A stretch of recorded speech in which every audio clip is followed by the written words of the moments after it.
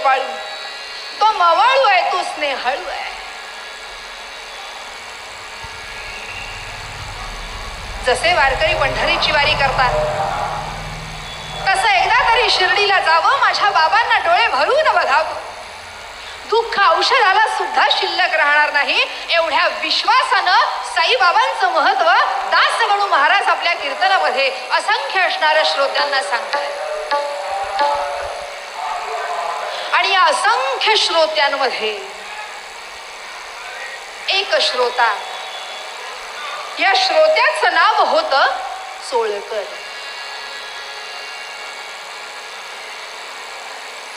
हे चोळकर नावाचे गृहस्थ दासगणू महाराजांच्या कीर्तनाला येऊन बसले.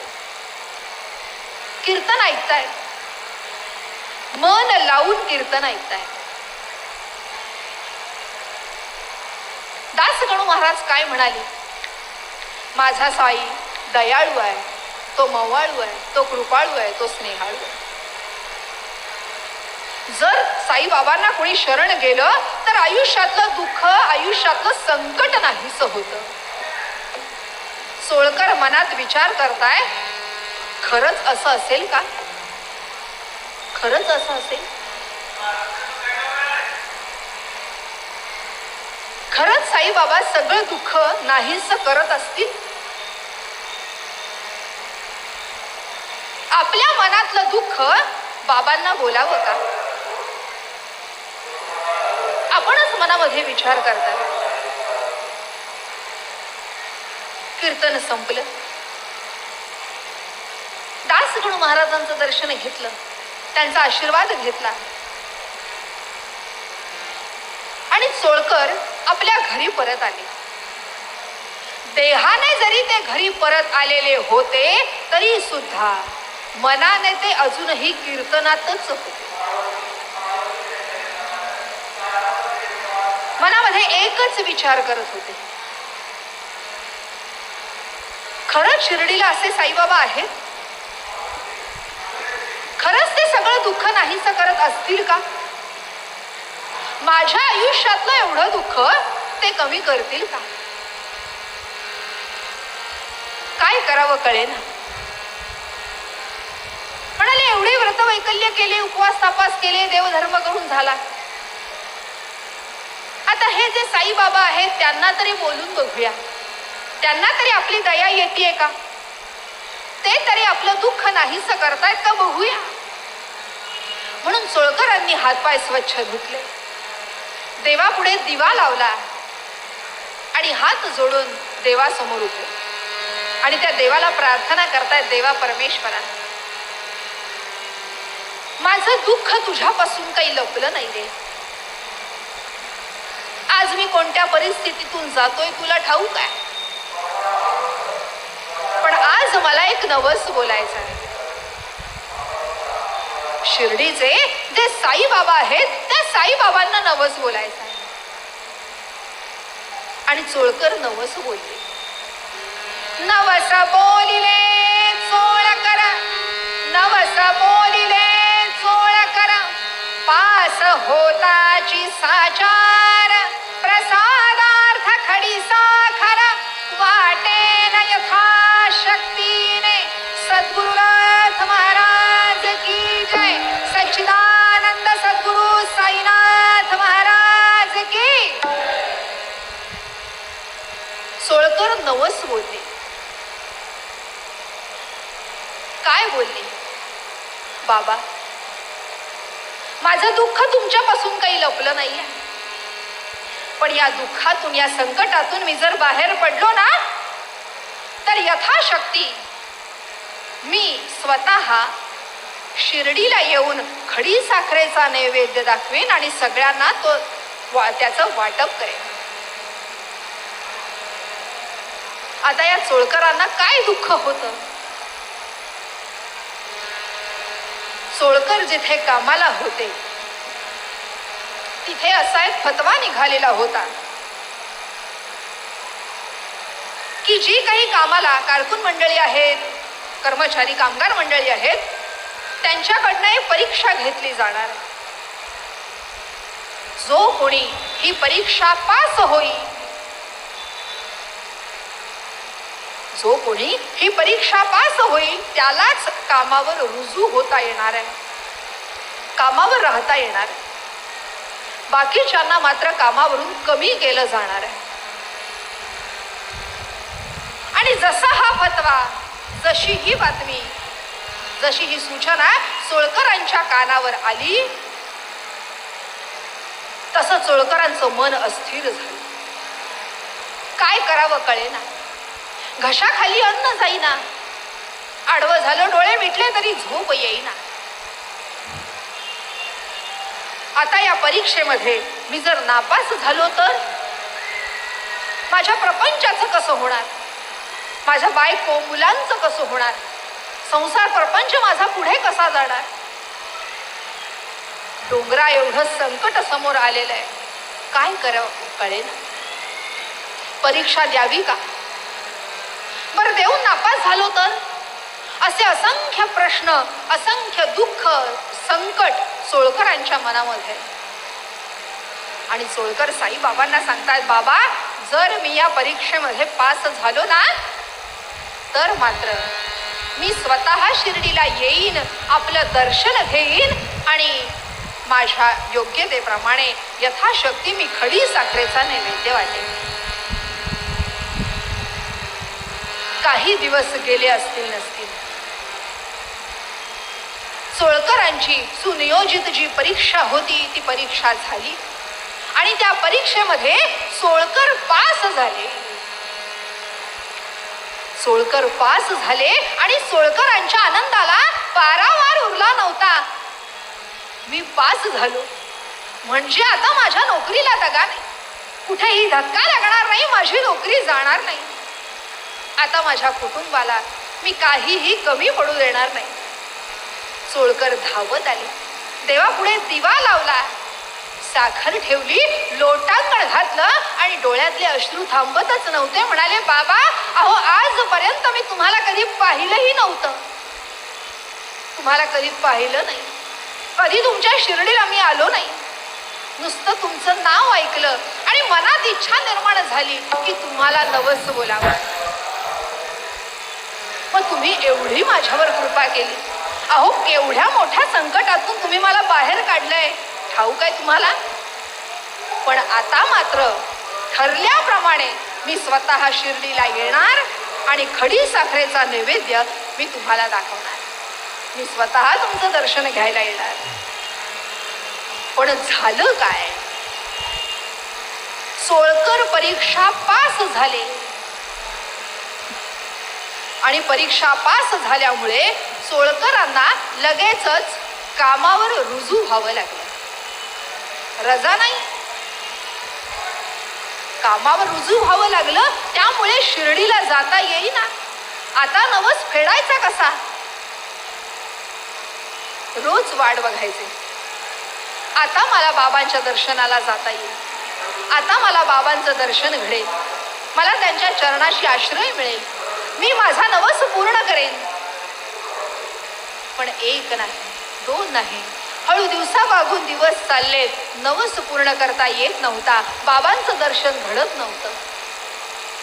आता मात्र स्वतःच चिडले, स्वतःला स्वतःचा राग यायला लागला आणि मनाशी ठरवलं, ज्या बाबांना मी पाहिलंही नाही, कधी त्यांचं नाव घेतलं नाही, अशा या बाबांनी मला संकटातून मुक्त केलं, संकटातून बाहेर काढलं. मग आता मला बाबा दर्शन का देत नाहीये, का मला त्यांचं दर्शन घडू नये, का माझा नवस पूर्ण होऊ नये.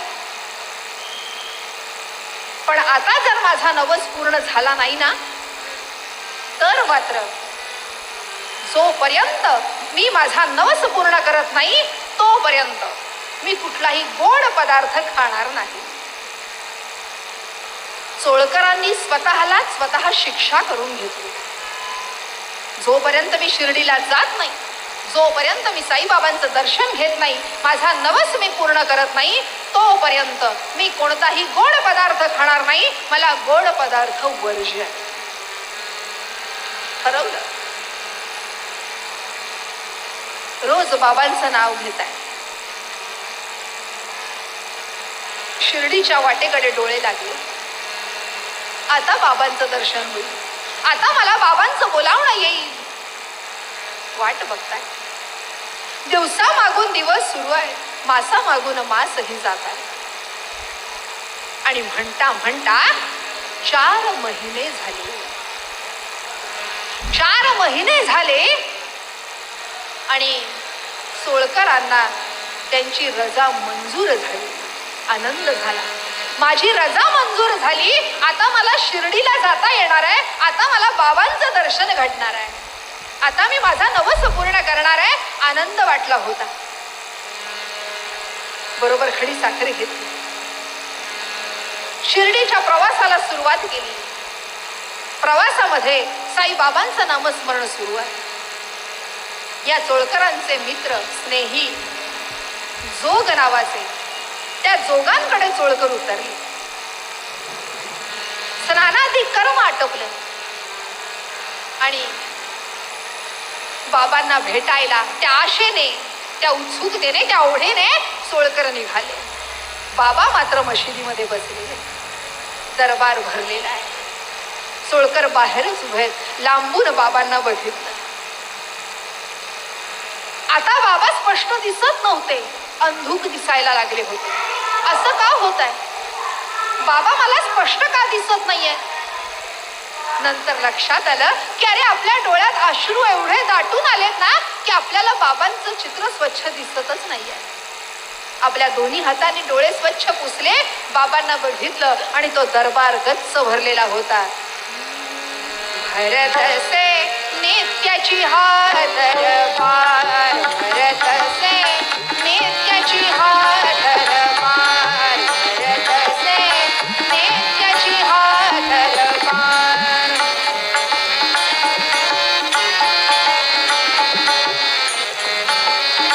नित्याची हार दरबार, भरत से नित्याची हार दरबार, भरत से नित्याची हार दरबार.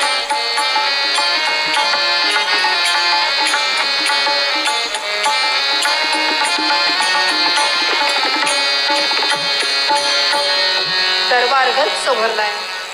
सोळकर वाट बघताय.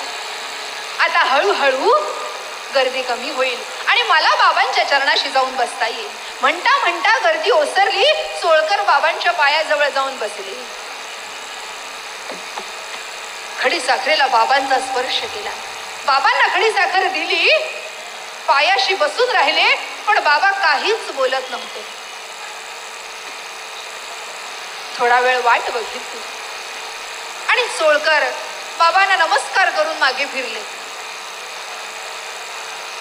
खाली मान घालून जोगांकडे आले. जोग विचारतायत काय? बाबा भेटले का? बाबांचं दर्शन झालं का? अरे काय म्हणाले बाबा? काय म्हणाले? काही बोलले का? डोळ्यातले अश्रू थांबतच नव्हते. काय झालं? डोळ्यात पाणी का? बाबा रागावले का? अरे बाबा कुणावर रागवत नाही, आणि जरी रागावले ना तरी त्याच्या मागे प्रेम असतं रे.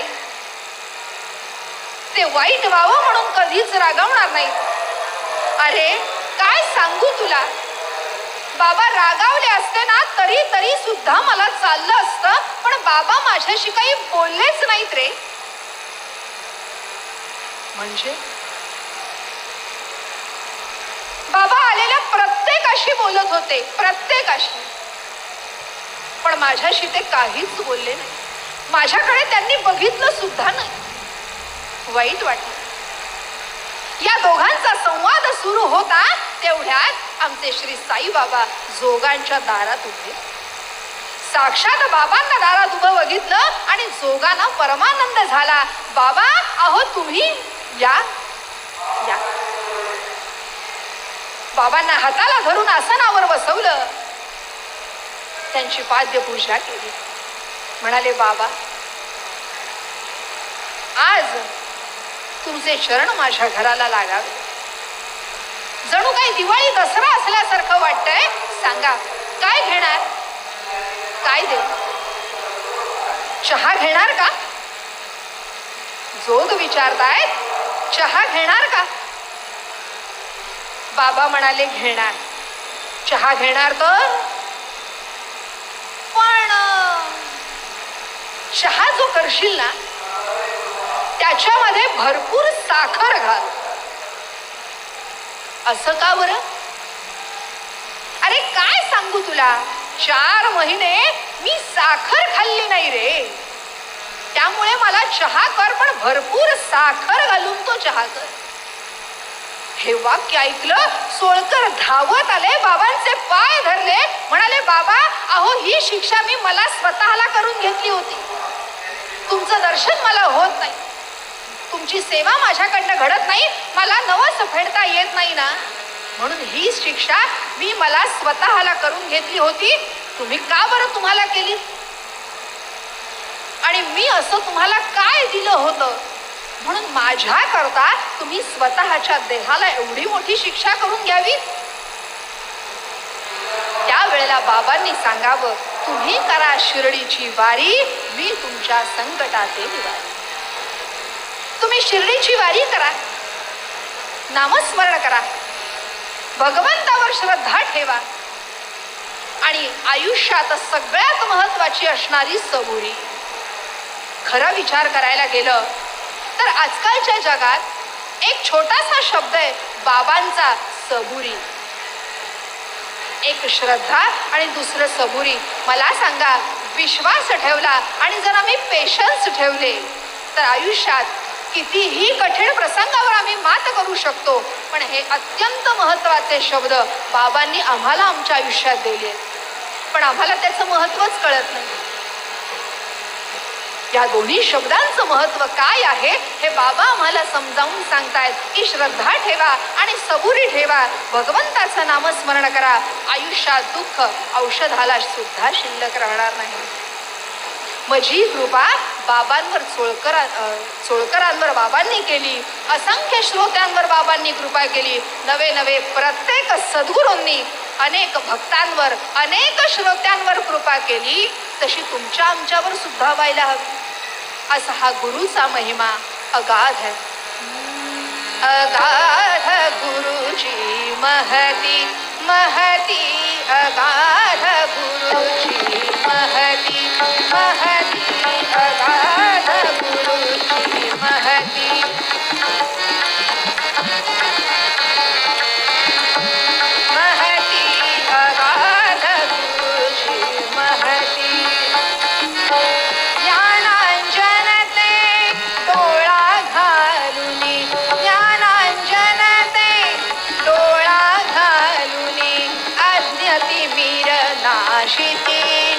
ऐसी अगाध गुरुची महती, ऐसी अगाध गुरुची महती, ऐसी अगाध गुरुची महती. अशी ही गुरूंची महती, असा हा गुरूंचा महिमा, सद्गुरूंचा महिमा. भगवंतापर्यंत पोहोचण्याकरता आम्हाला मध्यस्थी कोण असतं तर ते आमचे सद्गुरू असतात, ते आमचे संत असतात.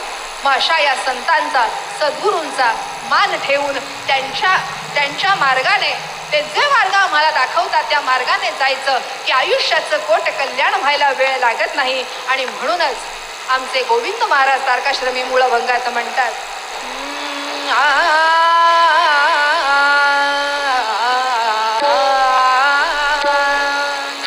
असा साधू संग घडो मजलागी, असा साधू संग घडो मजलागी, असा साधू संग घडो मजलागी.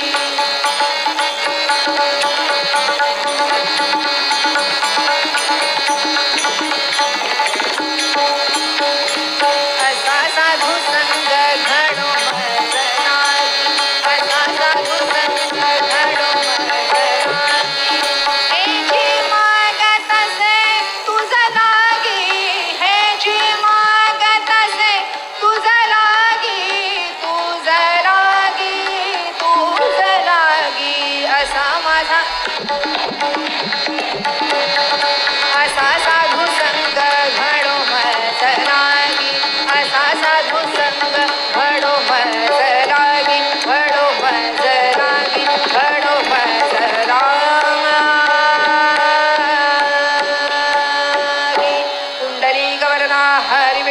विठ्ठल श्री ज्ञानदेव तुकाराम पंढरीनाथ महाराज की जय, सद्गुरुनाथ महाराज की जय, सद्गुरु श्री साईनाथ महाराज की जय, मंगलमूर्ती.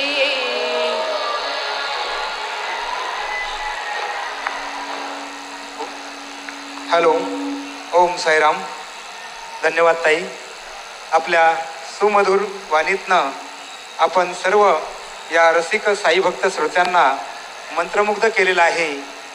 प्रबोधन तर आपण केलंच,